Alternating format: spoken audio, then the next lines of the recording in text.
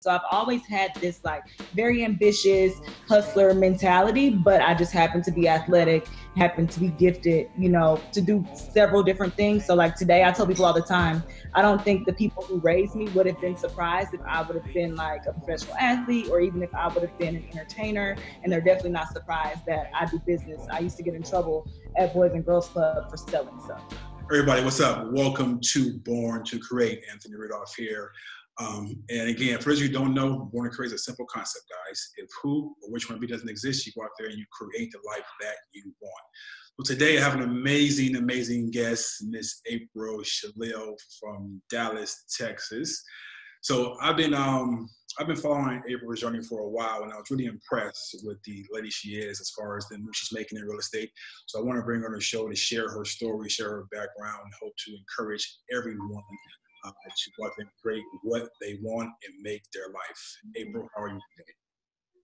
I'm doing wonderful. Hey, everyone. It's been a good day. Blessed to be here, blessed to be a part of your show, and excited to share some of my story with you guys. I appreciate it. So I will be taking some real good notes. I have my pen and my paper here. So if I look down, I'm just taking notes, okay? So for everybody. So April, let's just dive right in.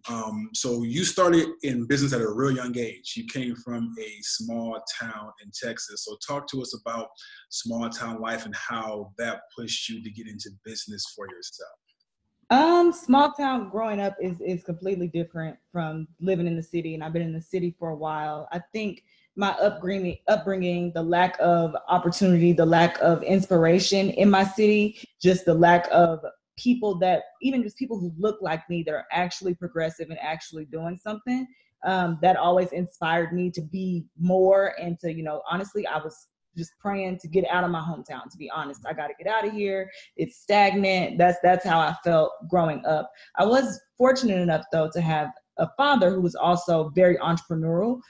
He just didn't actually go past our hometown at the time. He just moved like at the age of 66 to another town. So my whole family was there growing up. My dad raised me, him and his 10 brothers and sisters, and amongst a village of other people through Boys and Girls Clubs, schools, organizations, that type of thing. But for the most part, it was me and my dad. And he always really instilled in me, this idea that I could be whatever I wanted to be. I mean, I was 7, 8 years old, and he was teaching me how to speak things into existence.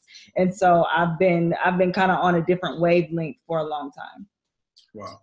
Okay. So then from there, you were an athlete growing up, right? So being an athlete is, so I also want to, there's a lot of, I guess, pressure to be an athlete, right? People expect certain things from us, but most people aren't prepared like you, right? I mean, you had a father who actually spoke into your life at an early age. Now, being an athlete and transition to business, how was that transition? Was it easy for you? Was it a challenge? Because everything's a mindset, right? So going from a small town to school to being an athlete going to business, how did that transition for you? Honestly, I've kind of been a business person my whole life too. So like I said, my dad, like he was like literally the real life Fred Sanford. I mean, I was 7 years old, like sitting on top of refrigerators or like dressers in our front yard, like waving at people, and people would come and buy stuff from us. And so I've always had this like entrepreneurial spirit. I created a company with my cousins, obviously not a real legitimate company, but in my mind, at 8 or 9 years old, it was a company, and it was called the Money Club, and it was like all about collecting money. And so I've always had this like very ambitious hustler mentality, but I just happened to be athletic, happened to be gifted, to do several different things. So like today, I tell people all the time, I don't think the people who raised me would have been surprised if I would have been like a professional athlete or even if I would have been an entertainer. And they're definitely not surprised that I do business. I used to get in trouble at Boys and Girls Club for selling stuff.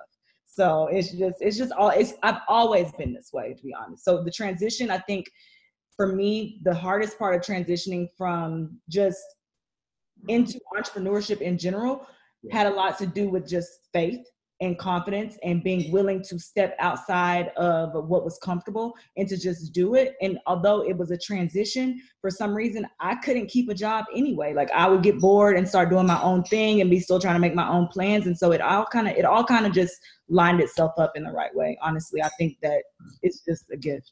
Yeah. It's definitely a gift because I mean, even me, I think at this time, I may have had maybe 50 different jobs in my life, and I just couldn't keep them because I wasn't bred that way. So even though I went through that struggle going from job to job to job, I knew I had the entrepreneur spirit inside of me. Did you find it? Did you know what it was when you're going through each job, or were you like, well, I just can't keep a job, or did you know that you were meant for something different, something greater? I 100% knew that I was going to be my own boss, and I thought I was going to have this law firm. Like that was the dream, that was the vision. But I knew from very early on, even in like before college, maybe in between, that I wasn't going to be able to work for anyone. It just played out that way. So I always knew with these jobs, like sometimes I would get a job and I would know the date that I was going to quit. Like I knew how much money I needed to make to stay afloat and to be able to do the next thing. And I would like have like a month or a date picked out. This is when I'm leaving this job. So you had a plan already in motion on what you want to do. Okay. Mm-hmm. Okay. So then did you go from small town to college to sports to real estate, or did you make a stop first in music? I know you're into music as well. Where did you stop after college? So after college, after undergrad, I moved back to Dallas and I had a job in collections. And so the sports thing is always there because my family is in sports. My brother, we have a company called Real Superior Athletics. We train NFL players, over 200 Division I collegiate athletes. Like the Heisman guy from last year, he's our athlete since he was in elementary school. Like my brother's he actively runs the business. I happen to be part owner and I help when I'm needed, for something more business-like.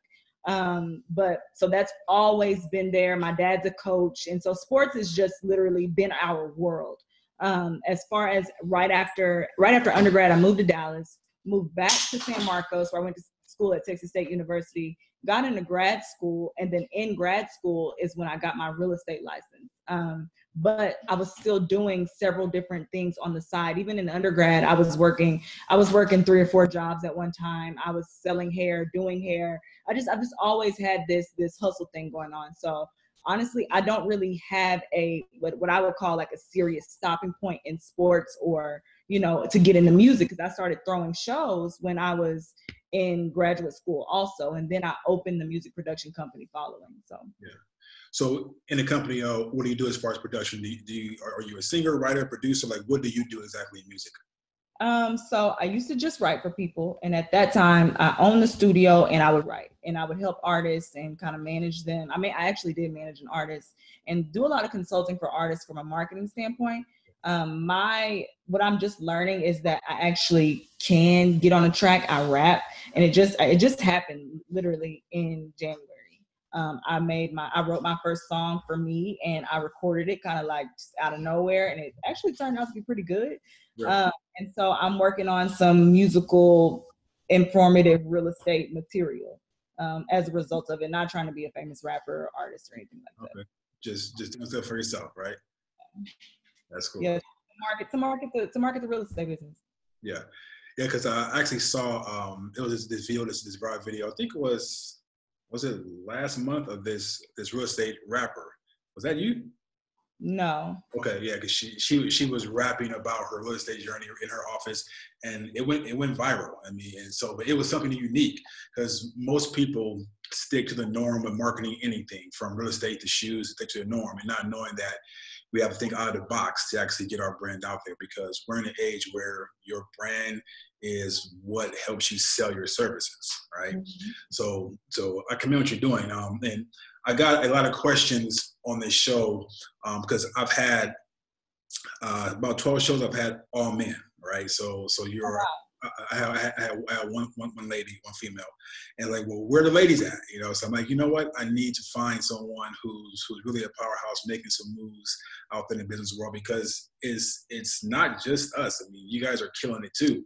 And then, me following your journey, and I saw what you were doing. I'm like, let me reach out and just and see if she's real. But you are realer than real. So again, thanks for being on the show. So going back to, for me, I don't think entrepreneurs are really born. I know the spirit of wanting to do your own thing is embedded in you, but we have to learn how to be entrepreneurs, and we fall and we have different hurdles along the way. You growing up, it seems that your mindset is far advanced than most people, and it seems like you had that since you were growing up. How did the mindset that you have now come to fruition? Was it from your dad? Did you like read books? Like, where did the mindset of I can do it come from? Honestly, just definitely my dad. I mean, there was no limit. My dad taught me very early on, hey, this life is limitless. Whatever you want to do, you can be it. And he literally spoke life into me. Like I tell people all the time, my brother would come home from college, and I remember both of them praying for me while I was asleep. And I've always just had this high expectation also that was placed on me because I made really good grades in school. I was at the top of my class, had an academic scholarship, turned down a basketball scholarship.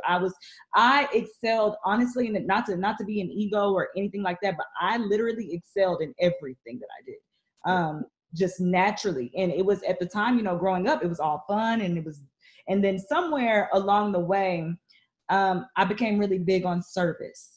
And because I became really big on servitude, my vision just shot through the roof and expanded, and it continues to expand. And so I think definitely my relationship with God and him exposing his vision for my life to me, even though it comes in phases, it's mind-blowing for me because I try to go to God with the highest vision that he's given me, right, with the mindset that he's also going to do exceedingly abundantly above whatever I'm asking or thinking about.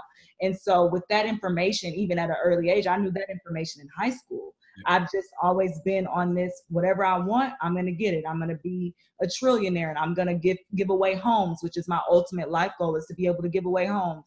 One of my life goals, but different things like that. I think service really, really shifted it. And just my dad, speaking life into me and teaching me that it's a blessing to be a blessing, and that we are here to serve others.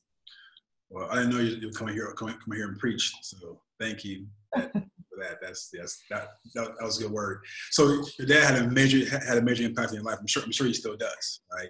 Yeah, most definitely my best friend. So you'll when people ask me about my background, it's hard for me not to mention him, because literally, like, everything that my character is because of him. I love it. Cool. So most people would not turn down a scholarship to play sports. Why did you do that? Dallas was too close to Denison, number one. And I kind of knew that I was a business person. I love sports and I'm an athlete, and I was going to walk onto the track team at my college, and I just never did. But I was in the business school, and I was money driven. I was focused. Like I'm trying to get $1 and bless people and change the situation of my family and create legacy. Like those are my driving factors. And even though I knew hardly anything about legacy or real estate at the time and how that plays a role, that was always my position. I got these people in my family, and these are the people I want to take care of. I have 12 nieces and nephews. 12. So yeah, and I've been an aunt since I was 2 years old, and I have over 60 cousins just on my dad's side. And so we have, our generationally, we don't come from a wealthy place. And I wanted to be, and I am going to be the change in that. Yeah. Wow. You leave me speechless right now, which is rare, but we'll get through it. All right. So you're going to change the scope of your family. So that's amazing, because my goal is to do the exact same thing. Before we get to real estate, a lot of people are watching this podcast and they're thinking, well, I didn't have what she had. I didn't have that mother. I didn't have that father or brother. I didn't have this family unit to keep me connected. And I don't always think that that's an excuse for you to stay where you are. And most people out there think that they're going through what they're going through alone by themselves, right? And they will look at you and say, you know what? April's had no struggles. She's had no adversity. She hasn't come against walls. But I know that's not true. How have you fought through adversity, fought through problems, jumped over those hurdles? What's been that driving force? And answer that question, and then I have one more after that to follow up. Okay. Can you repeat that? I'm sorry. Sure. Well, I'll just mash both of them together. So there was, so people watching this podcast may think that your journey to entrepreneurship has been perfect, right? You've had no hurdles. You've had no obstacles. You've had nothing to make you want to quit, right? They think that, April has had a positive influence. She's had a positive father. Most people don't have that. And I know on my journey, I've wanted to quit because things didn't work out, right? So I was reading about you, and you had a big commission deal fall through, right? Over $500,000. For the normal person, that would make them want to quit and say, "Oh, this doesn't work," right? So I just want to talk to you about some of your adversity that you've had and how you overcome those adversities, because I know you had them. We've all had them. Yeah. Right? So talk to me about adversity. I mean, my whole life has been adversity, to be honest. Coming up in a single parent home, not having a mother present, not having a wealthy father. I mean, we didn't have a whole lot. And so that plays a big role. And when people say familial support, mentally and spiritually, 100%, dad is there. Financially, not so much, so like just honestly, in my journey in being this real estate professional, I've been homeless twice. I've lost everything and gotten it back. Literally lost apartment, lost car, slept at my studio for months and had to get everything back. And so this game of entrepreneurship has been a journey of wins and losses for me. Number one reason being poor management skills. When you don't come from a background where you have wealth, yeah, I can have all this, ambition and this hustle and this grind, and I can go out and get it. But if you can't manage what you're actually getting, then it doesn't matter. That's kingdom principle number one for me, is management. Right. And so that's adversity in itself. And those are the situations that I look back on and like, okay, I could have done this better. And I've become a better manager because of that. Other situations I've been in, just honestly, real estate is adversity. Being a Black woman in America in the real estate game, especially on the commercial side of it, trying to work that side, that's a thing. Like I've been harassed. I have people, property management companies that owe me 5 figures today. Like I have been discriminated against. I've been sexually harassed. I've been harassed by police, pulled over 6 times by the same cop on the same street, drug out of my car for crap reasons, being pulled over. And that's a whole story in itself. And so adversity is honestly something that I've learned to excel at. And when we naturally have survival skills, right? So now I know how to take 50 and stretch it for a week. Yeah. Those are things that I've learned through adversity. Nobody put me through college. I put myself through college. I worked 3 or 4 jobs on the side. I would do your hair. You came to my house, I would sell you a notebook. I would cater an event. Like the way that I overcame adversity has been grind, because that's the only way I can eat. And so adversity is really the foundation of why my dad was speaking life into me, because this is where we come from. She's got to be something different. This one's got to do different. So that's really the shaper. And then what keeps me positive during adversity is my upbringing and my relationship with God. Like without him, like I would literally fumble, because even when I didn't have, the mindset is God's going to provide for me. God's going to provide for me. Okay, I have to be in alignment to receive these things that he mentions in Matthew 6:33. All these things shall be added unto you, but I have to do this. And so the pursuit of righteousness plus, my upbringing is what gets me through adversity, because whatever God is taking me through in the moment, I know he's got something better on the other side. So when I lost that deal, I'll be honest, I emailed dude yesterday and was like, hey, did they close? Did they go through? Like, I've been still pursuing that just to see. Yesterday? Yesterday, emailed and asked about it. So I haven't let it go up here, but at the same time, I've secured 2 other big deals, not as big as that one, but I'm still moving forward. And if you can, what I learned is that, oh my goodness, if I could touch this, I could touch anything. Like I was this close to like changing everything about my business, everything in general, paying off student loans. Like I'm still in adversity. Like I consider myself to be in startup. Now I'm not struggling, but I still consider myself to be not at the highest level that I want to be. And the great thing about it is every day I get better. Every day I'm growing. And so, yeah, I hope I answered your question. You far exceeded the answer. Thank you very much.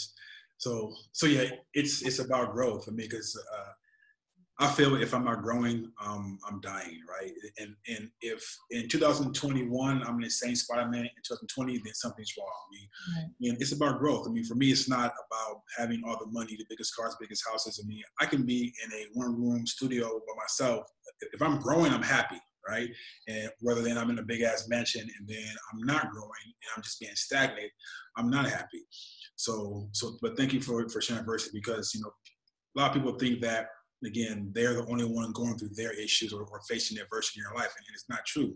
Adversity is something that's universal. You know, we all experience it, and for people like you to share that, hey, you know, I'll be vulnerable and tell you, you know, I'll step to my office. I've been homeless. I mean, that's huge, because a lot of people. Realtor, like, what is that? Yeah. What is that? Yeah. I mean, a lot of people on a pedestal, they kind of hide the fact that they've struggled. And I think more people fall in love with who you are and what you are because you're real, right? You share your realness, you share who you are, you share where you come from. And it's an amazing trait to have. So let's right now jump into real estate, because that's huge right now in your life. So talk to us about real estate.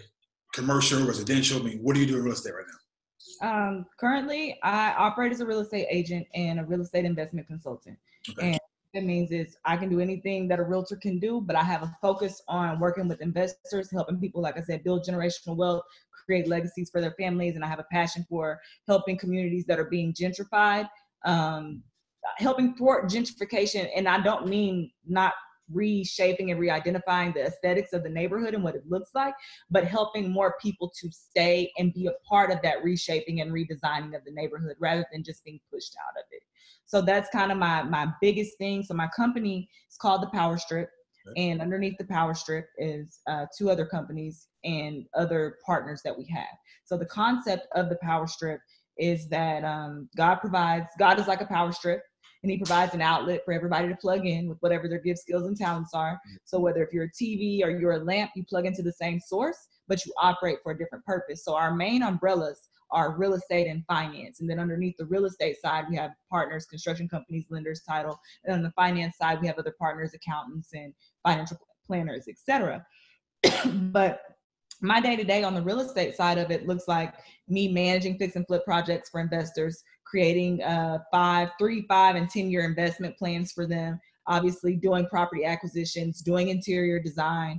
And honestly, where I'm at with commercial real estate is I'm in a learning phase. And obviously in residential and real estate in general, you're always learning. Commercial is just more new to what I'm doing. And I see, you know, multifamily properties. It's amazing investment for my investors. And so that's what prompted me to get into commercial more. And now I'm learning retail and restaurant and just different things. But I've literally over the last 6 years had my hand in everything that you can probably mention and I'm just now getting into commercial. So when I say everything, I mean apartment locating, luxury condominiums, luxury single family, traditional single family, managing real estate investment owned properties, REO properties, foreclosures for Secretary of Veterans Affairs and HUD and Fannie Mae. Like I was doing broker priced opinions before I even had a real estate license. And then it's been a gradual shift for me as far as my involvement in the industry itself. And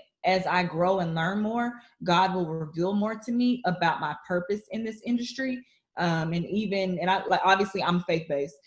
Even my vision and my perception of real estate is completely different from most realtors. I see a biblical side of real estate and the priority of having dominion and ownership of property and even ownership of business. And so I've shifted my mindset about the industry completely.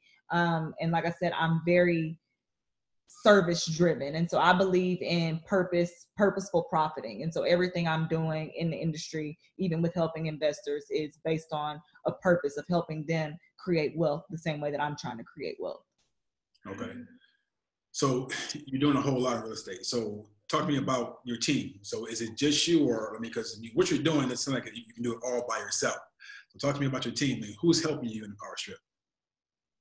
It's just me on the real estate side. My business partner, Jacob, he's financial planner. Now he is a liaison for us for lenders. So if I need private funding, he'll help me with Everything you explained to me, you're that. doing on your own. It's me. And that's a problem. That's why I mean it's a problem because I'm leaving a lot of money on the table because I can't service everybody. To provide the highest level of service, I gotta let some people just fall to the side that I can't help. So I'm literally probably running a 5-person business as one human. That's what I was thinking. I mean, it may be a problem. However, it's something that you've taken on. It sounds like you're mastering, and it sounds like you're not missing a beat. Yeah, you may have the money on the table, but it seems to me that you're kicking butt out there. I mean, because if you can do all of that, still eat, still sleep, still play basketball, still do music, and still be on this podcast with me today, that's just crazy. But I mean, because I'm thinking that you have like this team because you're doing so much, but that's a lot of amazing work that you're doing, and still be able to have a social life is really crazy. You know, I started out by me and Jacob built the power strip together. And when I say built, it's still us, you know, like it's more of a brand when I say built. I mean, it's God's business. It's not mine. Yeah. The power strip itself isn't even an LLC. God's the CEO. The businesses that we have, my power strip property group, that's the business. But I brought on someone to help me manage projects last year, and she had just transitioned out of corporate America. And it just didn't work out. It requires a certain level of hustle and grind and focus and discipline to do what I do. And I'm that person that's out socially, you know, when I can be, but for the most part, I'm not. It's hard to find me. And I've been more active with networking because of commercial real estate, but I spend a lot of time just working. And honestly, I've been in positions where I'm having to force myself to rest. And that's something that I'm learning is that it's resting is a requirement, and I'm doing it. But at the same time, the vision and my position in God's kingdom, He provides me with this extra boost of energy that most people don't necessarily have. A lot of people have to go through something to have that go hard, like they had to experience loss or something that pushes them and that shifts them. The vision that I have requires it. You know, God is requiring me to do a certain level of work, but at the same time, to also be dependent upon Him. So at the same time that I'm hustling and I'm working, I'm not anxious. Yeah. And I'm very comfortable and cool. And I wasn't always that way. There was a time when I was feeling very overwhelmed, and I just had to give it to Him and to realize, okay, I'm equipped to do this, and whatever I can't do, you'll give me grace for it. And I don't think people look at grace and mercy and apply it to their business. But there have been times when I'm like, okay, God, I got to go do this, but I'm going to be late over here. I need to make sure that meeting doesn't start before I get there. And I'll get there and the meeting won't start before I get there. Yeah. Or I'm running late and I'll visualize what the meeting needs to look like before I get there. I'm having the meeting in my mind. And when I get there, what I pictured on my way there is what's happening. Yeah. And so it's really, my team is me, the Father, the Son, the Holy Spirit, and Jacob. Like, just being honest, that's the team. That's the whole squad. I love it. I love it. I love it. So the biggest thing is this. The biggest thing is that you've actually carved out a place in this world for yourself. I mean, you have. And you're in a space that most people wish they were at your age. People are at 60, 70 years old, 50, 60, 70 years old, and they're not even there as far as where you are. And most people let the stress of the world weigh them down every single day.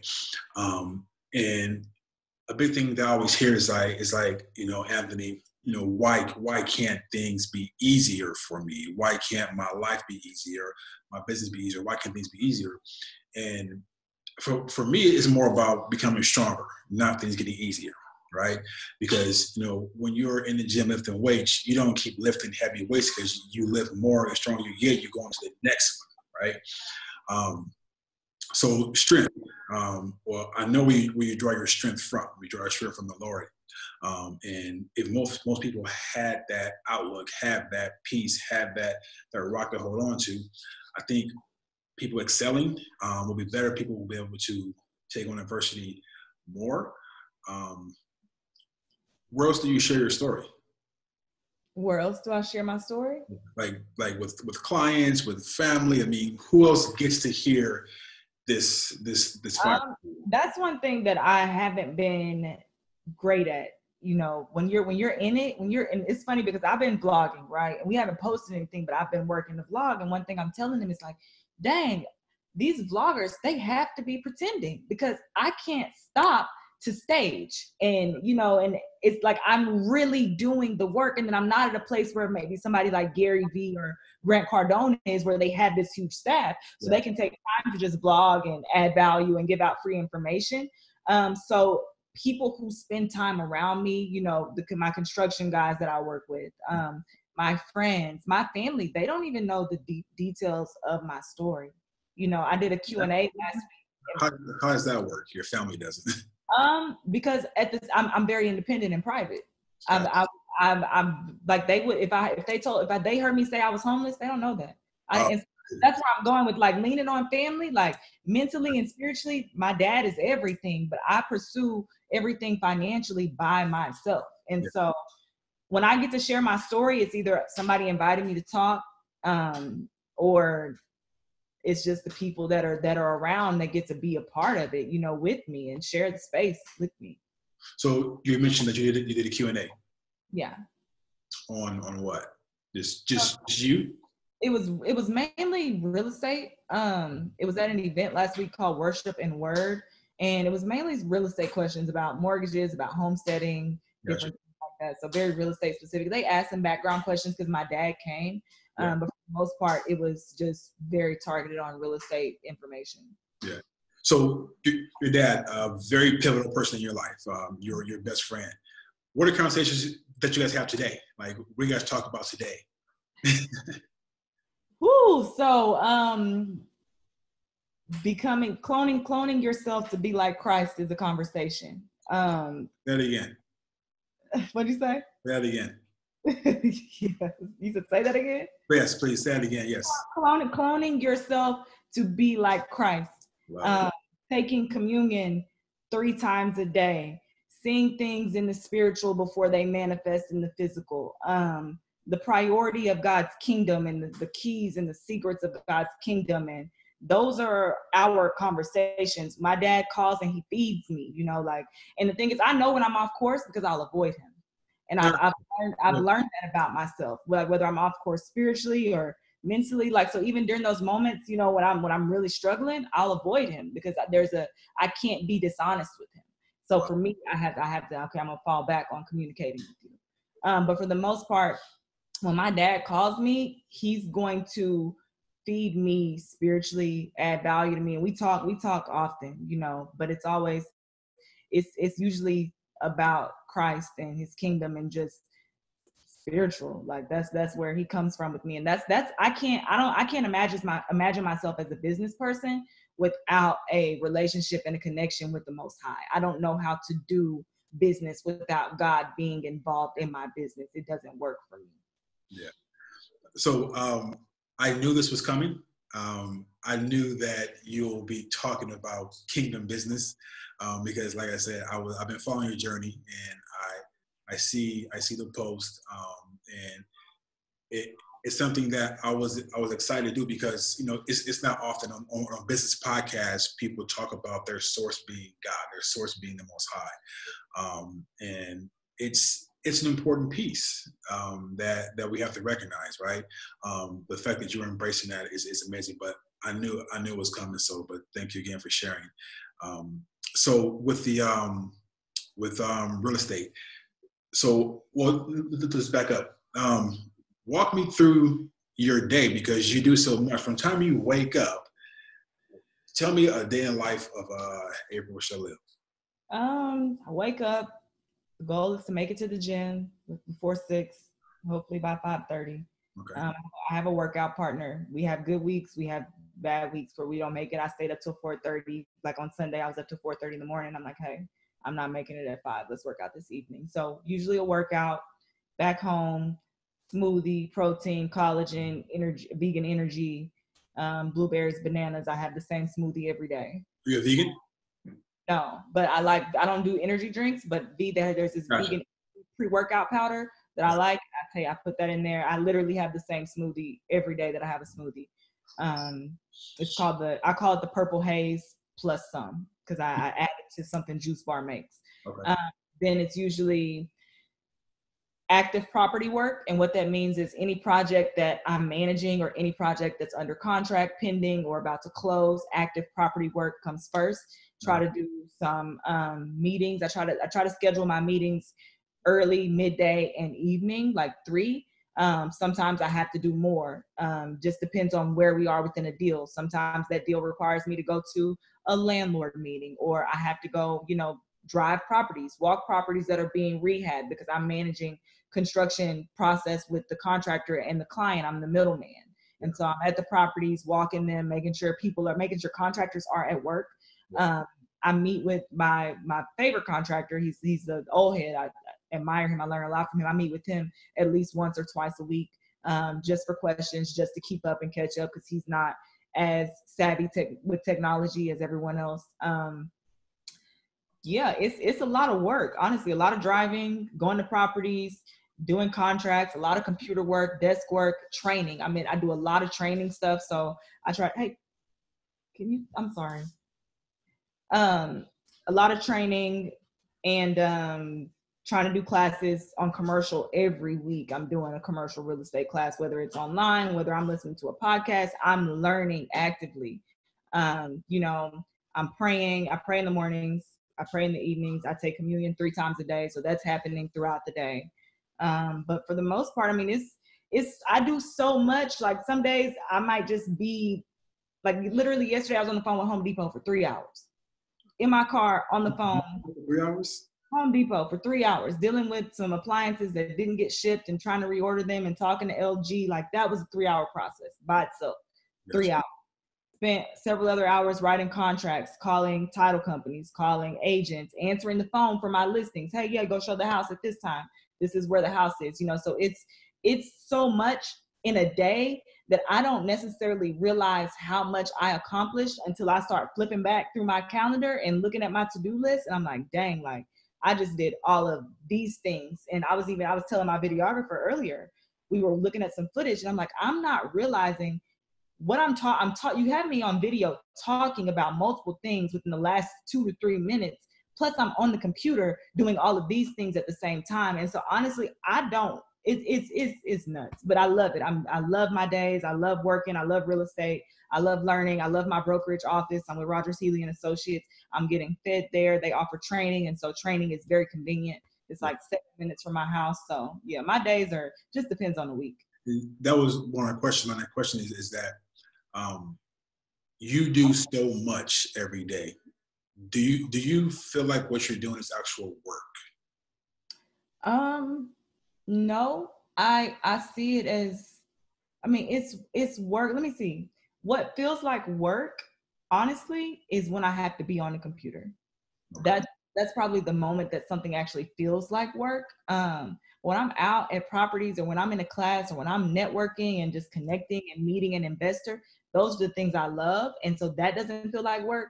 When it's time to sit down at the computer and, go through emails and do busy work, that's not my favorite thing to do. Let me ask you a better question. So if money was no issue, you had everything you needed financially, you could take care of generational wealth, would you be doing what you're doing for free? I do what I'm doing for free often. So yeah. Okay. So you love the work. I love the work. I'll get in a deal, or I'll help somebody with something because I understand the long term. Yeah. So I've taken cuts on a lot of stuff. Gotcha. Okay. So as far as deal flow, how many deals are you working right now on average? That many? I'm managing. I have 7 projects I'm managing. I have 3 properties under contract. That's 10. 2 properties on the market. That's 12. And then I've got some pending offers that are out there that I'm waiting on. And then I have so 13 maybe. 13, okay. 13, 15, somewhere around there. Okay. You brought up a good point, that real estate it's about for you about ownership, right? So why real estate? So why is real estate so important? Because people are thinking about it. People are considering real estate. People always hear about, I can come in real estate, and you can, but it's about taking that action, right? So how does a beginner get started in finding, locating, becoming an agent? How do you get started in real estate? Why is it so damn important? Real estate ownership is important because nothing on the planet happens without it. You go outside. If I stand up here in my apartment, I'm in my apartment. I'm in a building. I'm in somebody's property. If you take a step forward and you're out on the street, you're either on public property or you're on somebody's property they own. I like to say in the beginning, God created the heavens and the real estate. And that's just it. It's the foundation of everything. No business can operate without it. Every time a baby is born, that baby is 3 or 4 transactions. He's going to need a place to stay with the parents.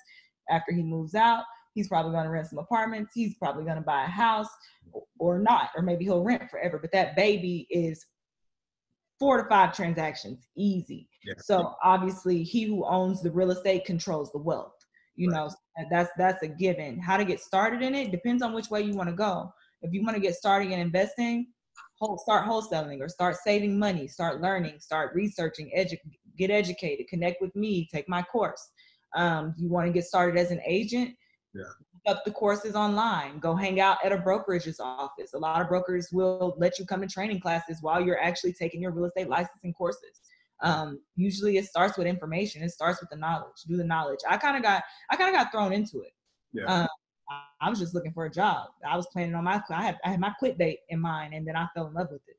So yeah, it's different for everyone, but I definitely think starting with the information, learn, Google and find out what you really want to do. Yeah. I was gonna mention that I was listening to Gary Vee. He was being interviewed, I think, by Steve Harvey, and people were asking, like, what's the number one book that I can read to start my business? And he said, okay, I'll give you the number one book. I'll spell it for you. Google. Google is the number one free spot. You can learn anything you want, and that's the starting point. Of course, you want to get down and seek a mentor, seek someone who can actually help you. You mentioned you had a course. What is your course? So I have a real estate investments basics course where I take investors through fixing and flipping, buying and holding. We talk about multifamily. We talk about short-term rental. I talk about construction and rehab processes. We talk about funding. It's basics, that everybody should know. It's a little bit more than basic, but I call it basics. Right. And then also wholesaling. Oh, you do? Okay, nice. For yourself or for investors? I teach investors wholesaling, and I wholesale sometimes too when I have time, but I don't have time to drive for dollars right now. You don't. You have 0 time. So going back to your dad was the one who taught you, who introduced you to having a positive mindset. Who else are your mentors? Who else do you listen to? What are you reading? I mean, where do you go other than the words to find your inspiration? You said other than the word? I like Gary Vee for social. I listen to him when I'm trying to work on content. I'm a fan of Grant Cardone. I like the Black Wealth Renaissance podcast. It's some younger guys. They have a lot of value on there. Books. One of my favorite books is called The Uncommon Leader by Mike Murdock. It talks about leading and managing a business from Christ's perspective. So I'll be honest with you, it's hard for me to get away from books that aren't about the word. And so what I've been doing is finding, oh my goodness, I missed it. Miles Monroe, my favorite speaker of all time, my favorite writer of all time, my favorite person. Following my dad is Miles Monroe for sure, as just somebody that's a public figure. But I'm reading a book right now called Down to Business by Ian Clayton, and it's a kingdom business book. Like it's hard for me to get outside of that. Real estate and kingdom is a language, and I speak the language. And so unless I'm trying to learn a new language, I gravitate towards that, or it gravitates towards me. I mean, someone gave me this book. Someone just gave me a book called The Great Wealth Transfer. I'm all about transference of wealth, and it's kingdom related. And so that's my purpose, you know. And so I stay within that. Obviously I've read, you know, books, Think and Grow Rich. I've read some of the common books. The One Thing by Gary Keller. He's the guy who founded Keller Williams, the most amazing real estate company in the world. He's awesome. So I've read some of the books that everyone's into, but I really like Miles Monroe. I like Tony Evans. I like people who speak the language of the country I'm from, which is the Kingdom of Heaven. So yeah, cool. There's a book I started reading. What's the book called? I forget, but it talks about how, because I have a background also in real estate as well. Talks about how it was so much segregation back in the day, how African Americans couldn't get loans because of the color of their skin, and it's an amazing book. And I'll find it for you. It's essentially you'll definitely like it. But so I like to ask my guests to really talk about 3 key things that we can take action on today to get us to make that next step, whether it be business, whether it be personal, spiritual, like 3 action steps that we can move on right now to help us to get to that next level. So give us 3 power tips from your mind. First one, assess your gifts.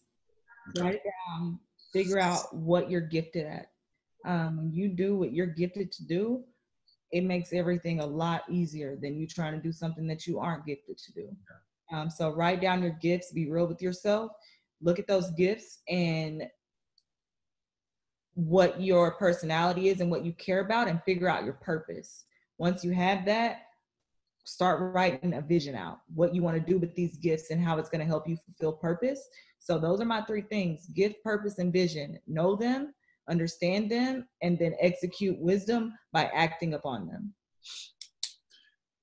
You're ahead of your mind, because typically it takes like 30, 40 seconds for somebody to think about that stuff, but you popped it out pretty quickly. So how do we find you? I mean, where you at? Social website? Where are you right now? So I'm on Instagram. My Instagram is April, excuse me, April Sha'Lil, APRIL SHALIL. You can also follow us at The Power Strip. But if you go to my page, you're going to see a bunch of different pages that you can follow that are associated with me. I'm also on Facebook under April Sha'Lil Braxton. And I'm trying to get better at LinkedIn, but definitely on Facebook and on Instagram. Okay, perfect. Okay. Well, thank you again for taking the time out of your busy schedule to be with us. And guys, you know, this podcast for me was different because usually I have a lot to say, but I was pretty speechless with Miss April because she dropped some serious bombs on us today. And I see why I was led to have her on the show. So what do? You keep pushing forward, you get up and you create the life that you want, because it won't be given to you guys. You have to have a purpose, have a vision, write it down, execute. Execute is big. So everybody, thank April for being here. Go follow her on social media because you will be blessed by her content as I was. So until next time, guys, keep creating, keep loving, and keep pushing. Talk to you soon. Bye. Bye, guys. Thank you.